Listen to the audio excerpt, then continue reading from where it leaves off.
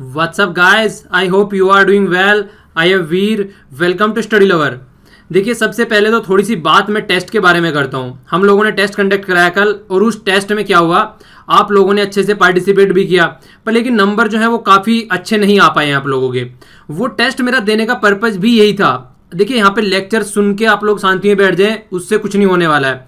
आप लोगों को लेक्चर सुनने के साथ साथ में इसका रिवीजन भी करना है, क्योंकि जब आपके हाथ में क्वेश्चन पेपर होगा ना, आप लोगों को ये लगेगा क्वेश्चन पढ़ा हुआ है पर लेकिन आप कंफ्यूज रहेंगे. और यही बहुत से स्टूडेंटों के साथ हुआ है. जिस तरीके से कमेंट देखने को मिल रहे थे कि सर सब कुछ आपने क्लास में पढ़ाया था, पर लेकिन हम लोग कंफ्यूज हो रहे थे. तो वो कंफ्यूजन आप लोगों का तभी जाएगा जब आप लोग रिवीजन कर पाएंगे.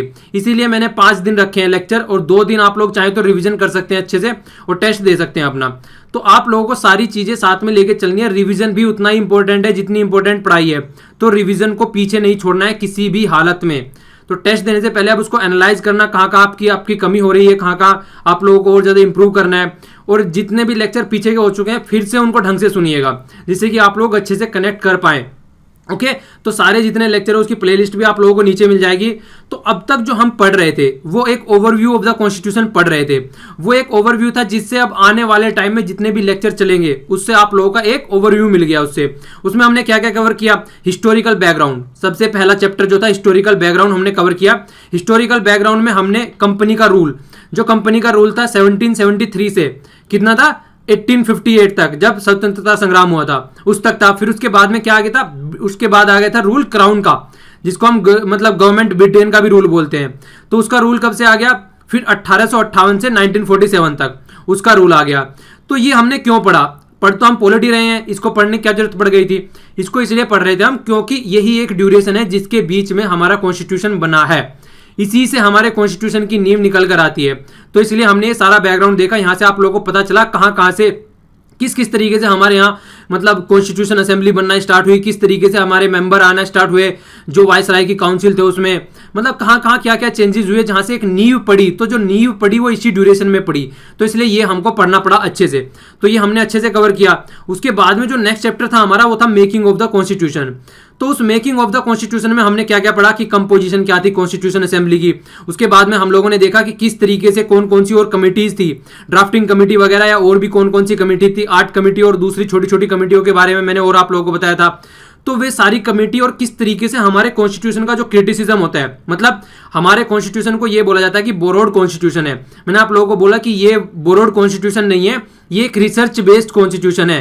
क्योंकि हमने किसी भी कंट्री से इसी तरीके से उठा के ऐसे नहीं रख दिया कि हमने अपने कॉन्स्टिट्यूशन में ऐसी की ऐसी कोई भी लाइन उठा के यहाँ पर डाल दी है. हमने हर एक लाइन अच्छे से पढ़ी है और उसके बाद में जो हमारी जनता के हिसाब से, हमारे सिटीजन के हिसाब से हमको लानी चाहिए थी वो लाइनें हमने अपने कॉन्स्टिट्यूशन में रखी थी. तो इसलिए बोरोड कॉन्स्टिट्यूशन भी उसको आप लोगों को नहीं बोलना है. ओके, तो हमारा एक एनालिटिकल और रिसर्च बेस्ड कॉन्स्टिट्यूशन था. ऐसा नहीं है कि हमने कहीं से ऐसे ही उठा के उसको रख लिया. तो एक क्रिटिसिज्म भी निकल के आ रहा था. इसके बाद में जो थर्ड चैप्टर था उसमें हमने क्या पढ़ा, silent feature of the constitution. तो उसके अंदर हमने देखा कि हमारा कॉन्स्टिट्यूशन सबसे बड़ा कॉन्स्टिट्यूशन है, ब्रॉड कॉन्स्टिट्यूशन है, कितना टाइम लगा कॉन्स्टिट्यूशन को बनने में. इसके अलावा हमने कई सारी और भी चीजें देखी. उसमें क्या था कि किस तरीके से फंडामेंटल राइट है, किस तरीके से डीपीएसपी है. तो ये जो सारा ओवरव्यू दिया गया आपको, ये थर्ड चैप्टर में दिया गया यहाँ पर.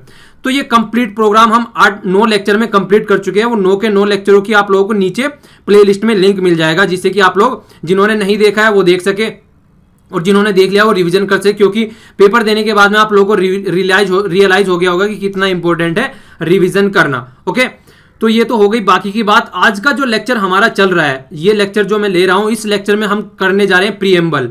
ठीक है, तो प्रीएम्बल देखिए ये बहुत ही ज्यादा कंट्रोवर्शियल इशू रहता है और इससे बहुत सारे क्वेश्चन निकल के आते हैं प्रीएम्बल से. सबसे पहले तो यही आता है कि प्रीएम्बल कॉन्स्टिट्यूशन का पार्ट है कि नहीं है. दूसरा ये आता है कि प्रीएम्बल को हम अमेंड कर सकते हैं नहीं कर सकते हैं. तो इस तरीके के बहुत सारे मतलब क्वेश्चन आते हैं. इसके बाद में ये भी आता है कि कौन सा अमेंडमेंट के तहत प्रीएम्बल को अमेंड किया गया था. तो वो सारे जो भी बातें हैं वो सारे 2-3 केस भी यहाँ पर आप लोगों को देखने को मिलेंगे सुप्रीम कोर्ट के तहत, जिसके तहत एक वैलिडिटी निकल के आई प्रीएम्बल की. तो ये पूरा ओवरव्यू आप लोगों का इस लेक्चर में चलने वाला है. ओके, तो इस लेक्चर को देखते हैं. आगे आगे जिस तरीके से लेक्चर चलेगा आप लोगों के माइंड में क्लियरिटी बनती जाएगी कि आखिर में ये प्रीएम्बल है क्या. ओके, तो सबसे पहले तो देखिए प्रीएम्बल के लिए आप लोगों को पता होना चाहिए कि ये एक तरीके से इंट्रोडक्शन ऑफ द कॉन्स्टिट्यूशन भी बोला जाता है. जिस तरीके से अगर मैं आप लोगों को यहां पर दिखाऊं, ये हमारा प्रीएम्बल है. तो प्रीएम्बल में हमेशा देखिए ये लाइन लिखी हुई है we the people of India. तो ये प्रियम्बल में लाइन लिखी गई है, तो ये लाइन जो लिखी गई है प्रियम्बल के स्टार्टिंग में ही, ये लाइन आप लोगों से कई बार तो यही क्वेश्चन बन जाता है कि कहां से उठाई गई है इस तरीके की लाइन। ठीक है, तो ये जो लाइन ली गई है ये ली गई है यूनाइटेड नेशन के चार्टर से, यूएन चार्टर। तो आप लोगों को ये याद रखना है, यूएन चार्टर से ये क्वेश्चन कई बार पूछा जा चुका है पास्ट में। और यूएन चार्टर किसके बेस पे है ये भी पूछा जा चुका है, तो वो है यूएसए के, जो यूएसए का कॉन्स्टिट्यूशन है, सबसे पहले प्रियम्बल यूएसए के कॉन्स्टिट्यूशन में आया था।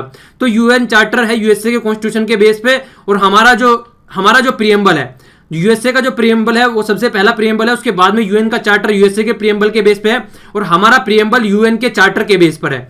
तो अगर क्वेश्चन आए तो हमारा यूएन के चार्टर के बेस पर है, सबसे पहले तो आप लोगों को यही बात रखनी है याद। ठीक है, तो ये हमारा प्रियम्बल है, और सबसे पहले आप लोगों से ये मैं रिक्वेस्ट करूंगा कि थोड़ा सा टाइम निकाल के आप लोग देखिए, प्रियम्बल है तो कम से कम आप लोगों को पता होना चाहिए इसमें है क्या, तो कम से कम रटना नहीं है, पर लेकिन जो इसके वर्ड है जैसे सोवरेन हो गया, सोशलिस्ट हो गया, सेक्युलर हो गया, डेमोक्रेटिक हो गया, रिपब्लिक हो गया, तो आप लोगों को एक बार इसको कॉन्स्टिट्यूशन के प्रियम्बल है इसको कम मतलब 2-3 बार इसको आंखों में से निकालना है, रटना नहीं है सारा, कम से कम जो ये वर्ड है इन वर्डिंग का आप लोगों को पता होना चाहिए। ये वर्ड डायरेक्ट इंटरव्यू में भी आप लोगों से क्वेश्चन पूछे जाते हैं, तो इनका को कम से कम आप लोगों को पता ही होना चाहिए। जस्टिस कितने तरीके की दे रखी है हमारे कॉन्स्टिट्यूशन में, लिबर्टी, इक्वेलिटी, फर्टर्निटी, तो ये सब बातें आप लोगों को पता होना चाहिए। ठीक है, तो वैसे आप लोगों को 1-2 बार इसको उठाकर पढ़ना चाहिए, पर लेकिन बाकी की जो बातें हैं वो मैं आप लोगों की यहाँ अच्छे से क्लियर करके चलूंगा, कोई भी एक भी सिंगल डाउट आपके माइंड में नहीं छोड़ूंगा रिलेटेड टू प्रियम्बल। पर फिर भी आप लोगों को तो पढ़ना तो पड़ेगा ही, ऐसा नहीं है कि मैं आप लोगों की जगह आकर पढ़ सकूं, तो आप लोगों को भी फोकस देकर चलना ही पड़ेगा। ओके, तो आगे देखिए, पहले एक बार देख लेते हैं, फिर यहां पर भी आता हूं घूम के। पहले एक बार स्टार्टिंग का देखते हैं हम लोग। एक तो सबसे पहली बात यही होगी, अगर कोई भी हमारा जो प्रियम्बल उठा के देखता है तो मतलब वो ये बोलता है वाओ कितना अच्छा प्रियम्बल लिखा गया है। क्यों? क्योंकि ये अगर देखा जाए तो सबसे बेस्ट तरीके का प्रियम्बल लिखा गया है।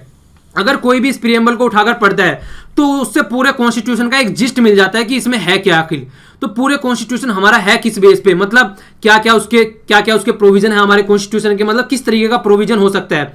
वही कहते हैं ना आप लोग, जैसे पेपर में भी आता है कि एक प्रीसाइज दो, तो जो प्रीसाइज राइटिंग होती है वो इसी तरीके से बताई जाती है कि कम से कम ये पता चल जाए कि आखिर इसमें अंदर है क्या। ओके, तो एक जिस्ट मिल जाता है वो।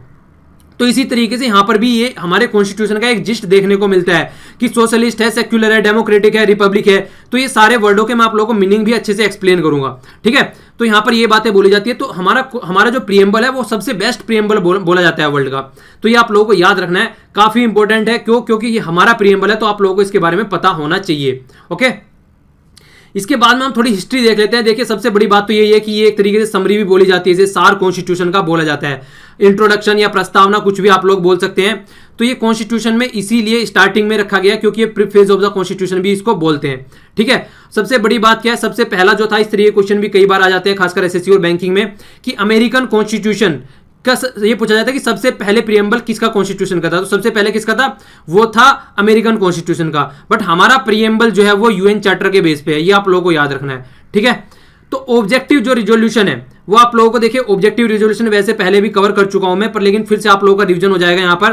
तो यहां पर देखिए क्या बोला जा रहा है, ऑब्जेक्टिव रिजोल्यूशन जो ड्राफ्ट किया गया था वो पंडित जवाहरलाल नेहरू जी के द्वारा ड्राफ्ट किया गया था। ठीक है, तो डेट तो याद रख सकते हैं आप लोग, कई बार डेट भी पूछ ली जाती है, फैक्चुअल मैचिंग करने के लिए आ जाती है।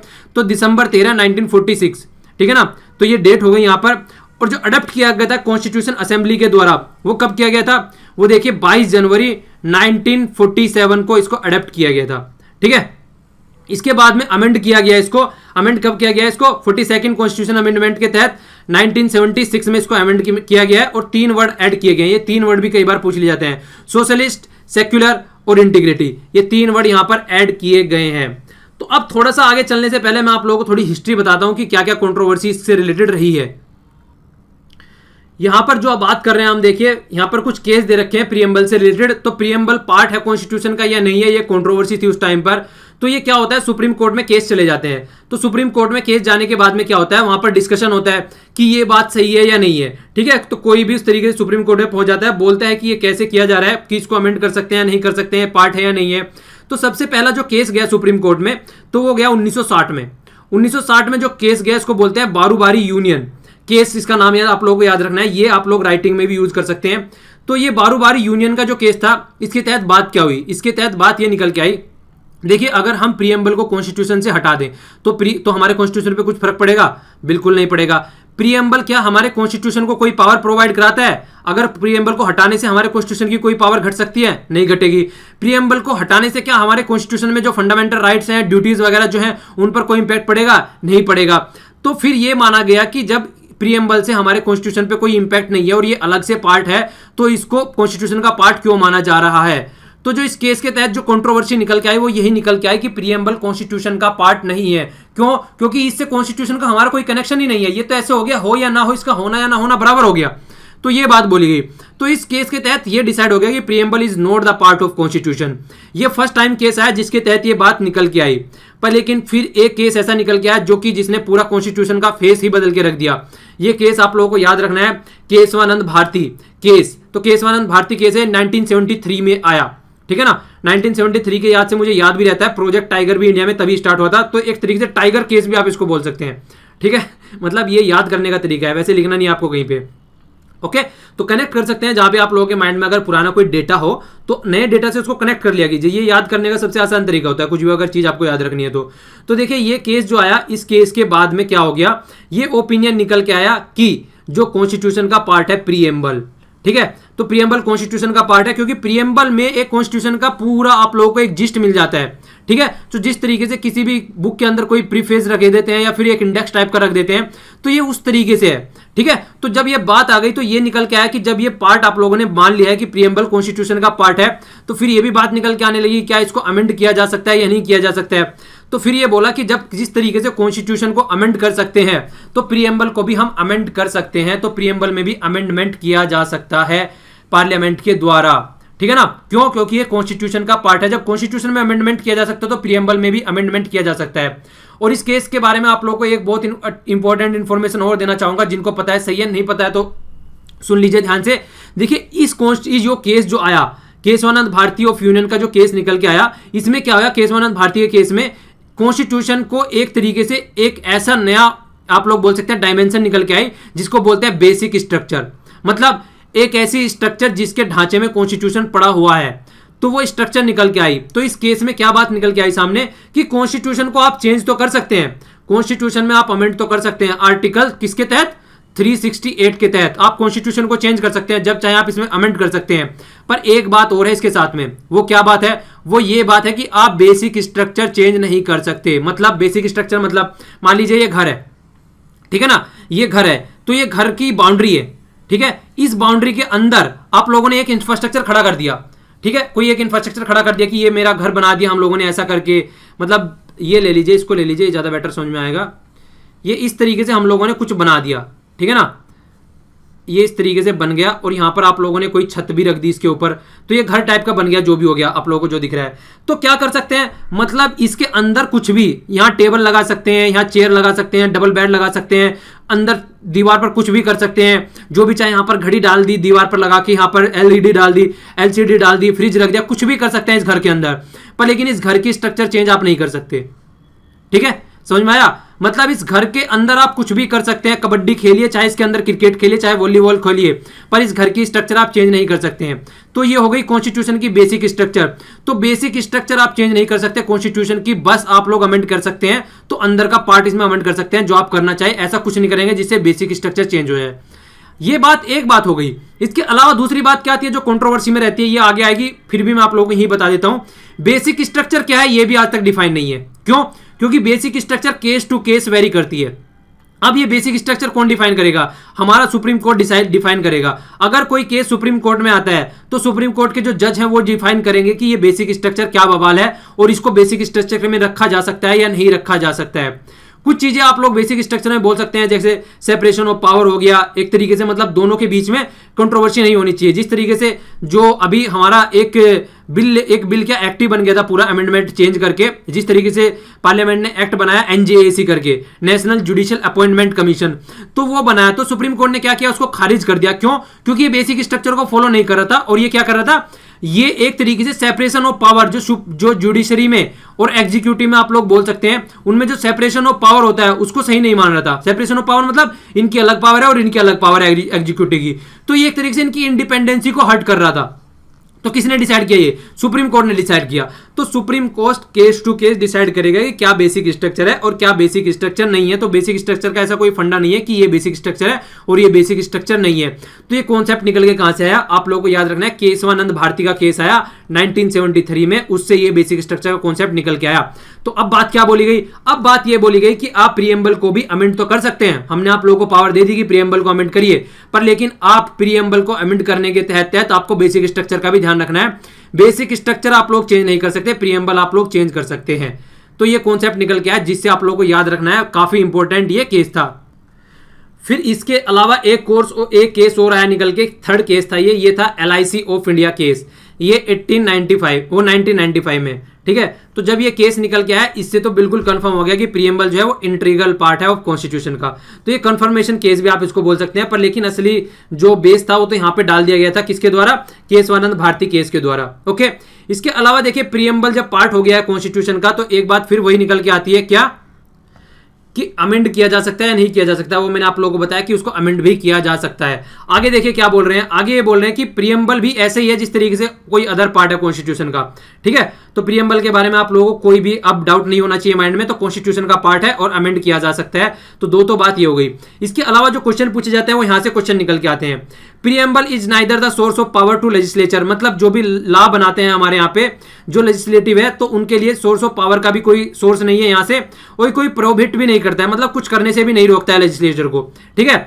तो इसलिए प्रीएम्बल एक न्यूट्रल बॉडी टाइप का है, आप लोग बोल सकते हैं, ठीक है ना, और नॉन जुडिशियबल इन नेचर है। जिस तरीके से हमने फंडामेंटल ड्यूटी देखा था, वही थी, इस तरीके से ही आप प्रीएम्बल को बोल सकते हैं। और ये इसका कोई इन्फोर्स भी नहीं किया जा सकता कोर्ट के द्वारा, जिस तरीके से फंडामेंटल राइट को इन्फोर्स किया जा सकता है अगर कोई वोलेट कर रहा है तो ये कुछ फैक्ट्स हैं, इंफॉर्मेशन है, जिनसे डायरेक्ट क्वेश्चन आते हैं। तो ये कम से कम आप लोगों को याद रखना है, इसके बारे में जो फैक्चुअल इंफॉर्मेशन है ये कई बार पूछ ली जाती है। ओके, तो ये वाला अमेंडमेंट का पार्ट हो गया, मैंने आप लोगों को पहले ही बता चुका हूं। तो दोनों आप लोगों को बेसिक स्ट्रक्चर और अमेंडमेंट का जो पार्ट है वो केशवानंद भारती केस से ही निकल के आया है। तो प्रीएम्बल को पहले बोला जा रहा था कि अमेंड किया जा सकता है, नहीं किया जा सकता है, पर लेकिन बाद में निकल के आया कि अमेंड किया जा सकता है, पर लेकिन बेसिक स्ट्रक्चर का जो कॉन्सेप्ट है, जो बेसिक फीचर है इसका, उसको अमेंड नहीं किया जा सकता है। इसी के तहत ये आप लोगों को याद रखना है, 1976 में क्या किया?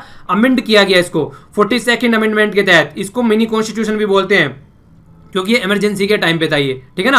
आप लोगों को पता होगा कब लगी थी, 1975 से 77 तक, तो उसके बीच का है, तो इसलिए आप लोग ऐसे भी याद रख सकते हैं। तो ऑलरेडी अमेंड हो चुका है, और आप लोगों को ये याद रखना है कि ये ओनली एक बार ही अमेंड हुआ है। अगर कोई कंफ्यूजन क्रिएट करना चाहे माइंड में, तो कंफ्यूजन नहीं करना है, ये ओनली एक बार अमेंड हुआ है आज तक। और उसी के तहत क्या किया गया है? सोशलिस्ट, सेक्युलर और इंटीग्रेटिव वर्ड ये यूज किए गए हैं, प्रीएम्बल में ऐड किए गए हैं ये, ठीक है ना। तो ये 3 वर्ड अलग से ऐड किए गए हैं, और इस अमेंडमेंट को इस केस के बाद में वैलिड करार दे दिया गया कि अमेंड किया जा सकता है कॉन्स्टिट्यूशन में, ठीक है ना, उसमें प्रीएम्बल में। तो ये आप लोगों को याद रखने हैं, काफी फैक्चुअल और काफी इंपॉर्टेंट इंफॉर्मेशन है, डायरेक्ट क्वेश्चन बनते हैं इससे, ठीक है, बिना किसी हेजिटेशन के। तो ये आप लोगों को पता होना चाहिए इसके बारे में। ओके, अब आगे देखते हैं कि इंग्रेडिएंट क्या क्या है हमारे कॉन्स्टिट्यूशन में। इंग्रेडिएंट मतलब जिस तरीके से मान लीजिए आप खीर बनाने जा रहे हैं, तो खीर में आप लोग काजू डाल रहे हैं या फिर किशमिश डाल रहे हैं, बादाम डाल रहे हैं, जो भी डाल रहे हैं, तो वो इंग्रेडिएंट होते हैं, जैसे चावल वगैरह, दूध वगैरह, तो जो भी डाल रहे हैं। तो इस तरीके से हमारे कॉन्स्टिट्यूशन के इंग्रेडिएंट क्या क्या हैं जो हमारे कॉन्स्टिट्यूशन में है। तो सबसे पहली बात तो ये है कि हमारे कॉन्स्टिट्यूशन को पावर कहाँ से मिलती है, ठीक है। तो पावर कहां से मिलती है? तो जैसे मैं आप लोगों को पहले भी बता चुका हूं कि हमारे यहां पे सोवरेनिटी की जब बात आती है, सोवरेन मतलब जो अपना डिसीजन अपने आप ले सकते हैं, तो जो हमारा कॉन्स्टिट्यूशन में सोवरेनिटी की बात आती, तो सोवरेनिटी की बात आती है, तो हमारा कॉन्स्टिट्यूशन सोवरेन है, ना कि हमारी पार्लियामेंट सोवरेन है। और ये सोवरेनिटी अगर कॉन्स्टिट्यूशन के नाम पर दी जाए तो क्या हो जाए? तो यहाँ पावर जो निकल के आती है वो किससे आती है? पीपल्स ऑफ इंडिया, ठीक है। तो ये बात आपको याद रखनी है कि सिटीजन ऑफ इंडिया से निकल के आती है हमारे कॉन्स्टिट्यूशन की पावर। तो सोर्स क्या है? वो सिटीजन ऑफ इंडिया है, ठीक है। नेचर देखिए, यहाँ पे नेचर बात की गई है इंडियन स्टेट का कैसा होना चाहिए, तो सोवरन होना चाहिए, बाहर वाली कोई भी ताकत यहाँ पर हस्तक्षेप नहीं करनी चाहिए, सोशलिस्ट होना चाहिए और सेक्युलर होना चाहिए, डेमोक्रेटिक होना चाहिए और रिपब्लिक होना चाहिए, पॉलिटी। ये वर्डों को मैं अच्छे से अभी एक्सप्लेन करूंगा थोड़ी देर में। इसके बाद में ऑब्जेक्टिव क्या क्या होने चाहिए, तो जस्टिस, लिबर्टी, इक्वालिटी, फर्टर्निटी, और ये यहाँ पे डेट दे रखी है। और यहाँ पे अगर और अच्छे से आप लोग देखना चाहे तो यहाँ पर आप लोगों को ज्यादा समझ में आएगा। ये देखिए, ये ज्यादा बेटर यहाँ पे समझ में आ रहा है। सोर्स क्या क्या है यहाँ पे आप लोगों को देखने को मिल रहा है, तो we the people of India, ये सोर्स है जहां से निकल के आया है, ठीक है। नेचर जो है इंडियन स्टेट की क्या है, ये एक तरीके से सोवरन होना चाहिए, ठीक है ना, सोशलिस्ट होना चाहिए, डेमोक्रेटिक होना चाहिए, रिपब्लिक होना चाहिए, सेक्युलर होना चाहिए, तो ये होना चाहिए। इसके बाद में क्या है, जस्टिस कितने टाइप के होते हैं, इस तरह के क्वेश्चन भी पूछे जाते हैं कई बार। हमारे कॉन्स्टिट्यूशन में अगर देखा जाए तो जस्टिस कितने टाइप के रखे गए हैं, तो सोशल जस्टिस, इकोनॉमिक जस्टिस और पॉलिटिकल जस्टिस, ठीक है। तो ये इस तरीके से यहाँ पे जस्टिस रखे गए हैं। आगे क्या बोला गया, लिबर्टी की 5 तरीके की लिबर्टी यहाँ पे, thought, expression, belief, faith and worship. ये लिबर्टी आप लोग जब चाहें इनको कर सकते हैं, कोई रोक टोक नहीं है। इक्वलिटी क्या है, स्टेटस की इक्वलिटी है, और अपॉर्चुनिटी भी सबको एक साथ मिलती है, जिस तरीके से एम्प्लॉयमेंट वगैरह में कोई भी भेदभाव नहीं किया जाता है। ओके, रिजर्वेशन अलग चीज है, कभी यहाँ पर कमेंट करने लोगों की रिजर्वेशन मिलता है भेदभाव हो गया, भेदभाव नहीं है वो, ठीक है। वो एक तरीके से जो दूसरे तबके के इंसान है, अगर उनको थोड़ा सा अच्छे लेवल पे लाने के लिए वो इसलिए दिया जाता है, वो एक सपोर्ट सिस्टम है, तो प्रोग्रेसिव स्टेप है, ना कि वो नेगेटिव स्टेप है। ओके, फर्टर्निटी मतलब भाईचारे का एक तरीके से भाव देखने को मिले, तो किस तरीके से डिग्निटी इंडिविजुअल की रहती है और इंटीग्रिटी नेशन की बना के रखनी है, और यूनिटी के साथ में हम लोगों को रहना है। और ये हो गई डेट ऑफ अडॉप्शन, भी कई बार पूछ ली जाती है, क्या है वो, 26 नवंबर। तो आप लोगों को याद रखना है 26 नवंबर को पूरा कॉन्स्टिट्यूशन हमने अडॉप्ट नहीं किया था, कुछ पार्ट और कुछ आर्टिकल ही हमने अडॉप्ट किए थे। बाकी का जो कंप्लीट कॉन्स्टिट्यूशन हमने कब किया था, वो किया था 26 जनवरी, ठीक है ना। तो इसको याद रखना है आप लोगों को। तो 26 नवंबर आए तो उसको याद मत रखना, तो 26 जनवरी 1950 में इसको अडॉप्ट किया था, ठीक है ना। तो ये आप लोगों को याद रखना है, कई बार कंफ्यूजन क्रिएट कर देता है। ओके, एक्सेप्टेंस तो फिर वही है कि हमने अपने आप को एक कॉन्स्टिट्यूशन दिया है, हमको किसी और ने नहीं दिया है, ठीक है। तो ये कंप्लीट आपको यहाँ पर प्रीएम्बल का एक तरीके से आप लोग बोल सकते हैं ओवरव्यू मिल गया, तो क्या क्या हमारे प्रीएम्बल में है, तो आप लोगों को इसका पूरा आइडिया होना चाहिए। अब यहाँ वर्ड समझ लेते हैं एक एक करके आराम आराम से। तो यहाँ पे 9 वर्ड है जो मैं आप लोगों को एक्सप्लेन करने जा रहा हूँ। तो सबसे पहला है सोवरन, वैसे पहले भी हम लोग कर चुके हैं पर फिर से आप लोगों का रिवीजन हो जाएगा। तो सोवरेनिटी का मतलब क्या है, सोवरन का मतलब है कि हमारा कॉन्स्टिट्यूशन सबसे ऊपर है, इससे ऊपर कोई भी हेड नहीं है, ठीक है ना। तो कॉन्स्टिट्यूशन टॉप पर है, कॉन्स्टिट्यूशन से ऊपर कुछ भी नहीं है। तो जो भी पावर निकल के आती है, लेजिस्लेटिव की, जुडिशरी की, सबकी पावर, जो हमारे जो राइट्स हैं वो सारे कहां से निकल के आते हैं, हमारे कॉन्स्टिट्यूशन से निकल के आते हैं। तो सोवरन है हम, ठीक है ना। जो हमारा कॉन्स्टिट्यूशन है वो सबसे ऊपर है और हमारे कॉन्स्टिट्यूशन से ऊपर कुछ नहीं है, तो सोवरेनिटी ऑफ कॉन्स्टिट्यूशन इसको बोलते हैं, ठीक है। वैसे देखिए हम लोग मेंबर किसके हैं, कॉमनवेल्थ के मेंबर हैं या फिर यूनाइटेड नेशन के मेंबर हैं। तो इससे मेंबर होने से हमारी सोवरेनिटी पे कोई फर्क नहीं पड़ रहा है। क्यों? क्योंकि हम जो भी अपने डिसीजन लेते हैं वो अपने आप लेते हैं, ना तो कॉमनवेल्थ और ना ही यूनाइटेड नेशन हमको आके ये बोलता है कि आपको अपना डिसीजन इस तरीके से लेना चाहिए। ये सजेशन देते हैं, ओनली इनका क्या रहती है, खुद का अपना ये बनाते हैं सजेशन टाइप का, उससे सारी कंट्री एक प्रेरणा ले सकती है, पर लेकिन ये किसी पे थोपते नहीं है कि आपको ऐसे ही करना है, बिल्कुल, ठीक है ना। तो ये प्रेरणा के स्रोत हो सकते हैं, पर लेकिन ये थोपते नहीं है कुछ भी। तो डिसीजन रहेगा हमारा सोवरेन डिसीजन है, कोई कुछ भी नहीं करेगा उसमें। ओके, ये मतलब हो गया सोवरेनिटी का। सेकंड जो मतलब हो गया वो है सोशलिस्ट। सोशलिस्ट का मतलब क्या है, एक तरीके से वेलफेयर स्टेट, मतलब सोसाइटी के लिए कुछ करना, ठीक है। तो हमारे अगर आप लोग देखने को मिले, हमारे यहाँ पे प्राइवेट प्रॉपर्टी भी है और एक तरीके से पब्लिक भी है, ठीक है ना। तो प्राइवेट जो होती है हमारे यहाँ पे क्या हो गया, प्राइवेट जैसे हमारी खुद की है जमीन, जो है हमारे यहाँ पे प्राइवेट प्रॉपर्टी है, मैक्सिमम सबकी खुद की जमीन है, ठीक है ना। और वैसे गवर्नमेंट भी काम करती है, इसलिए हमारी इकोनॉमी क्या है, आप लोगों ने सुना होगा मिक्स्ड इकोनॉमी है। तो जो मिक्स्ड इकोनॉमी है तो मतलब हमारे यहाँ पे प्राइवेट सेक्टर भी है और हमारे यहाँ पे गवर्नमेंट भी, दोनों मिलकर काम करते हैं। तो हमारी जो जितने भी जो सोशल वेलफेयर की स्कीम वगैरह है वो कौन चलाती है, गवर्नमेंट चलाती है। तो इसीलिए जो इस तरीके से हमारे यहाँ पे जो गांधीयन कॉन्सेप्ट निकल के आता है वेलफेयर का कॉन्स्टिट्यूशन के थ्रू, तो सोशलिस्ट कॉन्स्टिट्यूशन निकल के आता है, मतलब सोसाइटी के वेलफेयर के लिए हमारे कॉन्स्टिट्यूशन में कुछ किया जाता है। तो सोशलिस्ट वर्ड आप लोगों को पता ही है, कब ऐड किया गया, 42nd अमेंडमेंट के तहत इसको ऐड किया गया। तो इस तरीके से सोशलिस्ट भी आप लोगों को याद रखना है कि हमारा कॉन्स्टिट्यूशन हमारा सोशलिज्म के बेस पे कॉन्स्टिट्यूशन है, सबको मिलकर मिक्स्ड इकोनॉमी हमारे यहाँ पर है। और इसके अलावा जिस तरीके से हमारी इकोनॉमी लिबरल की गई, 1991 का जो कॉन्सेप्ट आप लोगों को याद होगा, तब क्या हुआ, उस टाइम पे हमारी इकोनॉमी ओपन कर दी गई थी, मतलब लिबरलाइजेशन, प्राइवेटाइजेशन, ग्लोबलाइजेशन, तो सब कुछ यहाँ पे आ गया था उस टाइम पर, ठीक है। तो ये कब निकल के आया, ये निकल के आया 1991 में। तो ये भी सोशलिज्म के कॉन्सेप्ट के तहत ही निकल के आता है, अपनी सोसाइटी को और ओपन करना, ठीक है। तो ये कॉन्सेप्ट यहाँ पर रहता है, तो आप लोगों को इसके बारे में पता होना चाहिए। ये हो गया हमारा किसका कॉन्सेप्ट, सोशलिज्म का कॉन्सेप्ट। तो 2 कॉन्सेप्ट आप लोगों के क्लियर हो गए।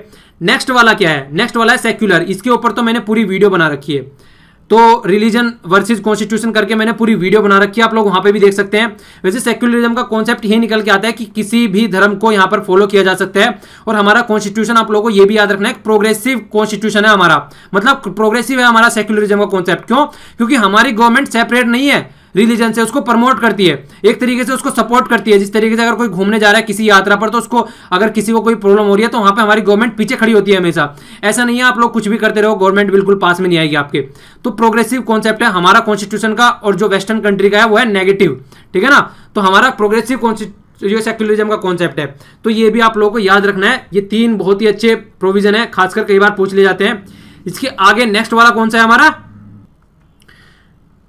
ये है डेमोक्रेसी। डेमोक्रेसी का मतलब क्या होता है, मतलब हमारी जनता सुप्रीम है, वो अपने आप चुनती है अपने नुमाइंदों को वोट देने के बाद में। देखिए 2 तरीके की डेमोक्रेसी होती है, एक तो होती है डायरेक्ट डेमोक्रेसी, एक होती है इनडायरेक्ट डेमोक्रेसी, ठीक है ना। जिस तरीके से कॉन्सेप्ट डेमोक्रेसी का निकल के आता है, आप लोगों ने देखा होगा कि जैसे स्विट्जरलैंड वगैरह हो गया या और कई सारी कंट्री है, वहां पे क्या होता है, रेफरेंडम वगैरह होता है। रेफरेंडम मतलब जनता से पूछा जाता है कि ये सही है या गलत है, तो वो होती है डेमोक्रेसी, मतलब हर एक बात जनता से पूछना है। जिस तरीके से जब मैंने आप लोगों को ये इकोनॉमिक सर्वे में पढ़ाया था, क्या पढ़ाया था, कॉन्सेप्ट पढ़ाया था इकोनॉमिक सर्वे में एक, जिसका नाम था यूनिवर्सल बेसिक इनकम। तो यूनिवर्सल बेसिक इनकम का जब कॉन्सेप्ट पढ़ाया कि हर एक इंसान को एक बेसिक इनकम देनी चाहिए गवर्नमेंट के द्वारा, जब हम लोगों ने वो कॉन्सेप्ट देखा तो उस कॉन्सेप्ट में क्या निकल के आया, उस कॉन्सेप्ट में ये निकल के आया कि एक तरीके से जो यहां पर उससे स्विट्जरलैंड में पूछा गया कि आप यूनिवर्सल बेसिक इनकम चाहते हो या नहीं चाहते हो, तो वहां की जनता से डायरेक्ट पूछा गया, तो जनता ने मना कर दिया कि हमको नहीं चाहिए, अगर हमको यूनिवर्सल बेसिक इनकम दी गई तो हम निठल्ले हो जाएंगे और काम करना बंद कर देंगे। तो ये होता है डायरेक्ट डेमोक्रेसी। और इनडायरेक्ट डेमोक्रेसी हमारे वाली है, मतलब हम क्या करते हैं, अपने यहां से एमपी मेंबर ऑफ पार्लियामेंट और MLA member of legislative assembly को चुनकर भेजते हैं और फिर वो हमारे बिहाफ में जाकर पार्लियामेंट में काम करते हैं। हम पार्लियामेंट में जाके नहीं बोलते हैं, हमारे बिहाफ में ये जाके पार्लियामेंट में बोलते हैं। तो ये हो गई हमारी इनडायरेक्ट डेमोक्रेसी। तो 2 तरीके की, इस तरीके से आप लोग डेमोक्रेसी बोल सकते हैं नॉर्मल इस तरीके से। तो ये 2 तरीके की डेमोक्रेसी होगी। तो ये हो गई हमारी डेमोक्रेसी की डेफिनेशन एक तरीके से, ठीक है ना। एक बात और बोल सकते हैं जो कि भीमराव अंबेडकर जी ने भी बताई थी कि हमारी जो हमारी डेमोक्रेसी है वो 3 बेस के ऊपर यहां पर निकल के आती है, लिबर्टी, इक्वलिटी एंड फर्टर्निटी, ठीक है। तो हम लोगों के पास में, सबके पास में लिबर्टी है और इक्वलिटी है जब भी इलेक्शन में वोट डालने जाते हैं। तो इस तरीके से हमारी डेमोक्रेसी काफी अच्छी, एक प्रोग्रेसिव थॉट ऑफ डेमोक्रेसी है, ठीक है। तो हमारी डेमोक्रेसी काफी अच्छी है। आप लोगों को ये ट्रिनिटी भी बोल देते हैं इसको, लिबर्टी, इक्वलिटी और फर्टर्निटी। तो आप लोग कुछ बात ये याद रख सकते हैं, कई बार इस तरीके की बातें पूछ ली जाती हैं, ओके। और भारत को एक रिपब्लिक इंडिया भी बोलते हैं, एक तरीके से आप लोग देख सकते हैं कि रिपब्लिक ऑफ इंडिया, तो वो भी यहीं से ही निकल के आता है डेमोक्रेसी के बेस पे, ठीक है। अब रिपब्लिक क्या है, अब इसको देख लेते हैं हम लोग कि रिपब्लिक का भी कुछ ना कुछ तो बनता ही होगा जिस तरीके से डेमोक्रेसी की डेफिनेशन बन रही है। तो जो ये रिपब्लिक वाला कॉन्सेप्ट है डेमोक्रेसी में से ही निकल के आता है एक तरीके से देखा जाए।